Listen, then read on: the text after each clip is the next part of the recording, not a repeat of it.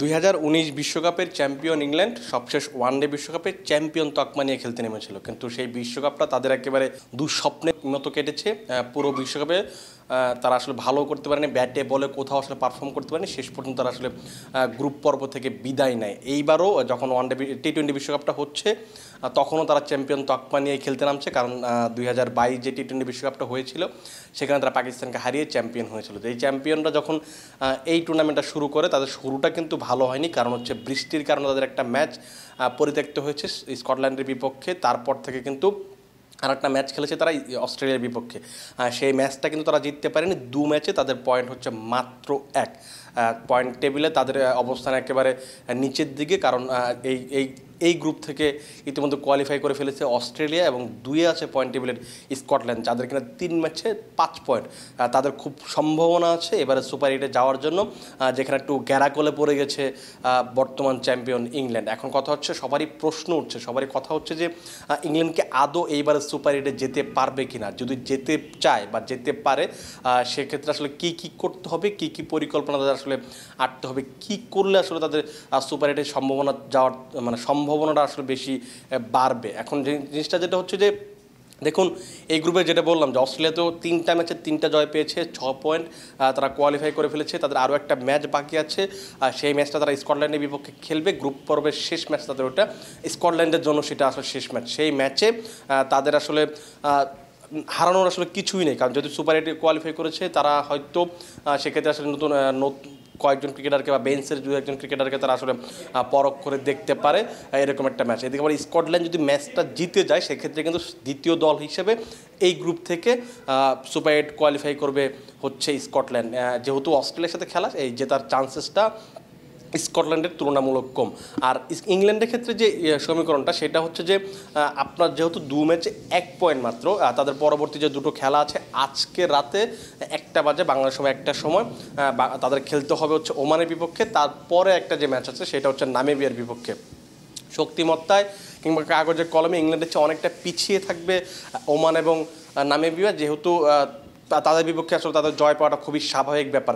দুটো ম্যাচে তাদের আসলে জিততে হবে, কিন্তু তাদের জন্য একটা সবচেয়ে বড় সমস্যা যেটা হচ্ছে যে নামিবিয়া একটা বড় ঝামেলা করতে পারে, কারণ ইউরোপীয় দলের বিপক্ষে টি-20 বিশ্বকাপ বা এই বিশ্বকাপে তাদের পারফরমেন্স আসলে বলার মতো নেই। এখন পর্যন্ত তারা ইউরোপীয় দলগুলোর বিপক্ষে তারা জিততে পারেনি, সেটা একটা তাদের মানে কি বলে, একটা ফাড়া, মানে এরকম একটা ব্যাপার আছে আর কি। স্মুথ শেভিং এর জন্য শুধুমাত্র কুল, নাথিং এলস। তো এই জিনিসটা হচ্ছে যে তবুও আমি আশা করছি যে আমার কাছে মনে হয় যে তারা ওমান এবং নামিবিয়ার বিপক্ষে খুব অনায়াসে জয় পাবে। কিন্তু শুধু জয় পেলে আসলে হবে না, কারণ এখানে তাদের আবার প্রত্যাশা করতে হবে যেন অস্ট্রেলিয়া স্কটল্যান্ডকে হারিয়ে দেয়। এইখানে একটা ঝামেলা বেঁধে গেছে। নামিবিয়া ম্যাচের পরে জস হ্যাজেলউডের কাছে জানতে চাওয়া হয়েছিল যে তারা কি আসলে ইংল্যান্ডের সুপার 8-এ যাওয়ার সমীকরণটা আরও কঠিন করে দিতে চায় কিনা। সেক্ষেত্রে তিনি বলেছিলেন যে তারা আসলে নিজেরা চায় যে ইংল্যান্ড যেন এই বিশ্বকাপ থেকে যত দ্রুত সম্ভব বাদ পড়ে যায়।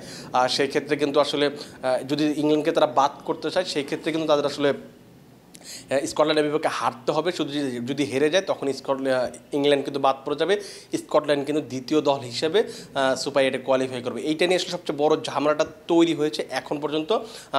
হ্যাজেলউড এটা বলার পর টিম পেন একটা কথা বলেছেন যে অস্ট্রেলিয়ান ক্রিকেটারদের উদ্দেশ্যে বলেছেন যে তোমরা জর্জ বেইলিকে খেলাও, তোমরা যারা নিয়মিত ক্রিকেটার আছো তারা ছুটিতে যাও, ভ্যাকেশন কাটাও, যাতে করে হচ্ছে তাদের কথাটা হচ্ছে যে যাতে স্কটল্যান্ড ম্যাচটা জিতে যায় এবং স্কটল্যান্ডে আসলে শেষ পর্যন্ত সুপার 8-এ কোয়ালিফাই করে। এটা একটা বড় কারণ যে ইংল্যান্ডের সাথে যে তাদের রাইভালিটি, যারা আপনারা অ্যাশেজ দেখেন নিয়মিত তারা খুব ভালো করে জানেন ইংল্যান্ড এবং অস্ট্রেলিয়ার মাঝে কী ধরনের দ্বৈরথটা আছে।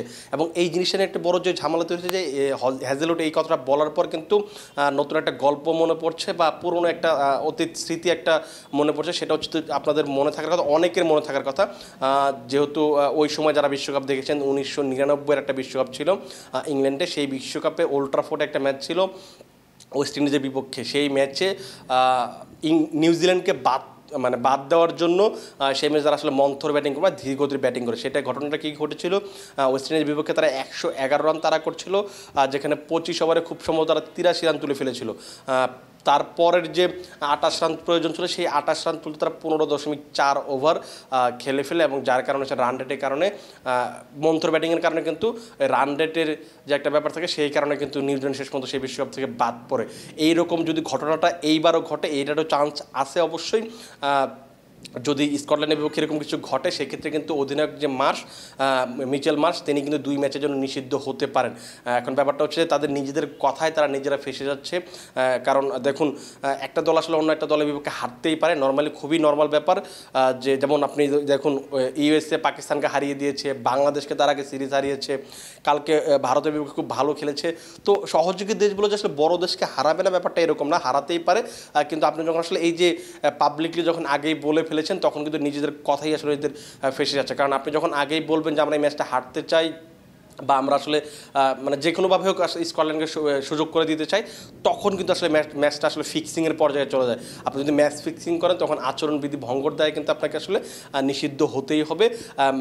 মার্শের কপালে কিন্তু আসলে এরকম সামনে আসলে এরকম কিছু ঘটতে পারে যদি তারা আসলে ম্যাচটা হেরে যায় কোনোভাবে। আর ইংল্যান্ডের জন্য যেটা হচ্ছে যে অস্ট্রেলিয়ার কাছে যদি স্কটল্যান্ড 20 রানে হারে সেক্ষেত্রে ইংল্যান্ডের সমীকরণটা হবে শেষ দুটো ম্যাচে ওমান এবং নামিবিয়া মিলে অন্তত 94 রানে জিততে হবে, যাতে করে স্কটল্যান্ডের যে রানের আছে তার উপরে তারা যেতে পারে। এটা একটা সমীকরণ। এবং অস্ট্রেলিয়ার জন্য এখন আসলে ইংল্যান্ডের চেয়ে আসলে এখন অস্ট্রেলিয়া বেশি প্রেশারে থাকবে, কারণ হচ্ছে তাদের কথার কারণে তারা কথায় ফেসে যাচ্ছে।